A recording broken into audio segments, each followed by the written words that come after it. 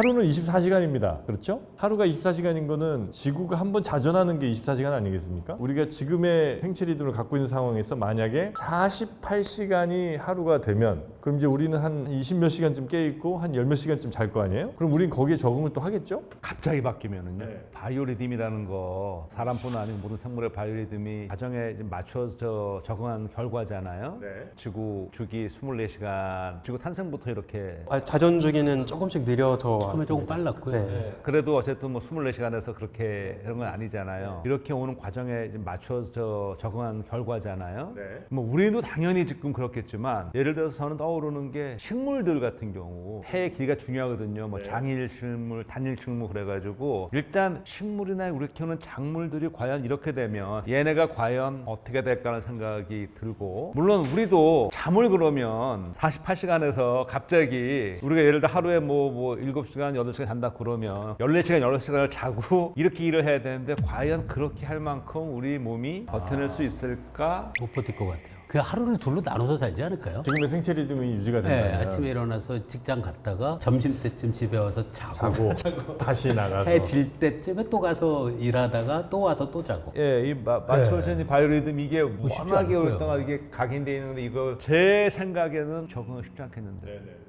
근데 만약에 이제 지구를 막 돌고 있는 우주정거장이라고 치고요. 우주정거장은 24시간에 한 바퀴 돌진 않을 거 아니에요. 뭐 예를 들어 뭐 한 2시간에 한 바퀴? 제가 알기로 거의 90분에 한 바퀴. 네. 아 90분에 한 바퀴예요. 네네. 그럼 그 양반들은 거기 오히려 문제가 없겠다. 워낙 빨리 도니까. 그렇겠죠. 별 문제가 없어요. 90분마다 밤낮이 계속 바뀐다고 생각하면 사실은 뭐 별로 시간이 흐른다는 것도 잘 못 느낄 것 같은데요. 실제로 굳이 우주에 있다고 해서 딱히 바이오리듬이 달라지지 않는 게 모든 스케줄이 다 지상에 있는 관제실하고 주고받는 스케줄이기 때문에 실제로 의무적으로 자는 시간도 정해져 있고 근데 보통 거기 가면 얼마 정도 머물러요? 그건 사람마다 많이 다른데요. 진짜 길게 머물렀던 때는 1년 가까이 있는 사람도 있고 뭐 짧게는 일주일만 있다가 오는 사람들도 있고 돌아오면 건강 상태는 어때요? 그렇게 많이 문제가 생긴다고 하더라고요. 생긴다고 네. 그러세요? 네. 한 1년 있다 오면 진짜 좀 그럴 것 같다. 실제로 그 1년 가까이 있었던 이유 자체가 1년 가까이 우주에 노출되어 있으면 몸에 무슨 변화가 생기냐를 실험하기 일종의 위해서 실험 대상이 된 거예요? 네, 실험 대상으로 올라간 겁니다.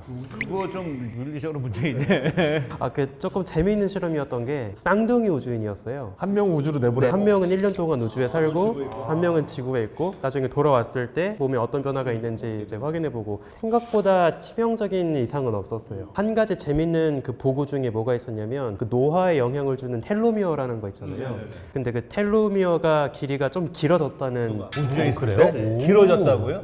중요한 게 아니 길어졌다는 게 비교했을 때 여기 지구에 있던 사람보다 덜 짧아진 게 아니고 더 길어졌어요? 길어지기는 쉽지 않을 텐데. 제가 정확히 기억이 안 나는데 길이가 더 길었다는 건 맞는 것 같아요. 그러니까 여기 있는 쌍둥이보다 네, 길어진 건 아니고 그러니까 덜 줄은 거예요. 덜 줄었던 건 그거는 맞습니다. 그래 그거 가능할 것 같은데 그래요? 네, 그래서 근데 또 재밌는 게 우주에 있을 때는 덜 짧아졌는데 지구에 돌아오니까 다시 원상복귀가 되는 것도 아, 그래요? 네, 그래서 그 효과가 유지가 되진 않았다는 결과까지는 제가 확인했던 기억이. 논문은 나왔어요? 네네. 신기하다.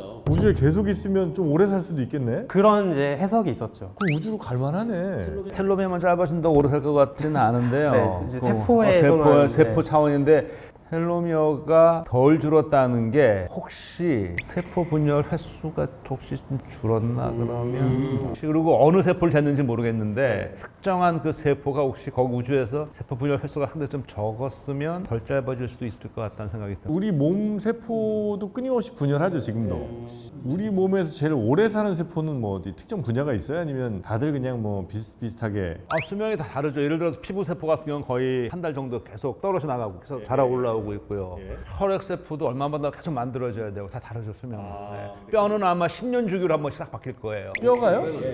아 그럼 20살 때 있던 뼈 세포가 지금은 안 남아 있어요? 그건 다시 다 바뀌었죠. 여기도 재고축 들어가야죠. 뼈는 근데 그대로 유지가 되고 있잖아요. 그게 그러니까 있으면서 서서히 하나하나 바뀌는 거죠. 골세포에서 살을 만들어내면서 서서히 피부도 마찬가지잖아요. 떨어져 나가잖아요. 그와 마찬가지로 10년 전 지나면 제가 아는 바로는 10년 지나면 뼈도 다 뼈는 굉장히 오랜만에 바뀌는 친구들이죠. 10년, 그렇죠. 10년이 나가잖아요. 그러면 적어도 10년 정도 지나면 그때 있던 세포는 지금 하나도 안 남아 있겠네? 제 몸에.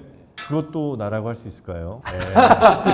여기서 여러분께 철학적인 질문을 또 한번 드려봅니다. 여러분의 모든 세포는 바뀌었는데 그게 과연 여러분일까요? 아까 했던 얘기 중에 잠깐만 네. 떠오른 게 어떤 식물들은 개화 시기 같은 걸 조정할 때 그 누적 일조량을 이용하는 것도 있잖아요. 그런 것도 있죠. 그럼 그 하루가 48시간이 되면 얘는 여름에 꽃 피어야 되는데 굉장히 색달릴 그렇죠. 거예요. 겨울에 피고 그러겠네요. 네. 진짜 심각하겠다. 그리고 식물도 스트레스 엄청 받아요. 사람보다도 식물이 얘네도 더 잘 때 자야 되거든요. 식물 하니까 갑자기 궁금한 게 우리 세포들은 대체로 다 단백질로 구성되어 있지 않습니까? 단백질이 많죠. 세포들이 식물 세포들도 단백질 아니에요? 많죠. 근데 식물 세포는 단백질인데 식물을 이렇게 쪄서 먹으면 왜 단백질보다 뭐 섬유질이니 이런 애들이 많은 거예요? 기본적으로 우리 세포를 봤을 때 어느 세포를 보시냐 다른데 효소는 단백질 대부분 단백질이잖아요. 효소. 뭐 식물도 효소가 있어야 되잖아요. 근데 단백질이잖아요. 동물은 근육이 있잖아요. 단백질이잖아요. 우리 고기를 먹으면 근육을 먹는 거잖아요. 근데 식물의 단백질은 단백질이 어디 있겠어요? 있다 그러면은 콩 같으면은 콩에 가는 열매에 가는 그런 거니까 예를 들어 이거 채소 이렇게 하면은 콩이 당연히 단백질 양은 훨씬 적죠. 아니 그러니까 저는 줄기도 다 결국은 세포로 이루어졌을 텐데 그 세포는 단백질 아니었냐는 거죠. 그러니까 그 안에 단백질이 있는데 함량이 적죠. 그 효소 정도밖에 안 되니까. 세포는 그러면 다른 걸로 이루어졌어요. 세포 벽은 탄수화물이고요, 주성분이. 섬유질. 그 셀룰로즈라고 하는 게 셀룰로즈. 단백질은 아니고요. 아니죠. 네. 섬유질. 우리가 그건 탄수화물이에요. 포도당이 연결된 거예요. 아 그래서 탄수화물들이 많은 거군요. 그렇죠. 근데 그 셀룰로즈는 우리가 동물이 소화를 못해요. 똑같이 포도당인데 녹말은 포도당이 똑바로 이렇게 연결되고요. 섬유질은 대각선으로 연결이 돼요. 그 차이 때문에 분열을 못해서 식물은 대부분은 섬유질이고 세포막은 지질이고 그 안에 있는 거에는 대부분 물 더하기 효소들이니까 그거 먹으면 뭐 단백질 별로. 저는 이제 세포는 그냥 다 단백질인 줄 알았어요.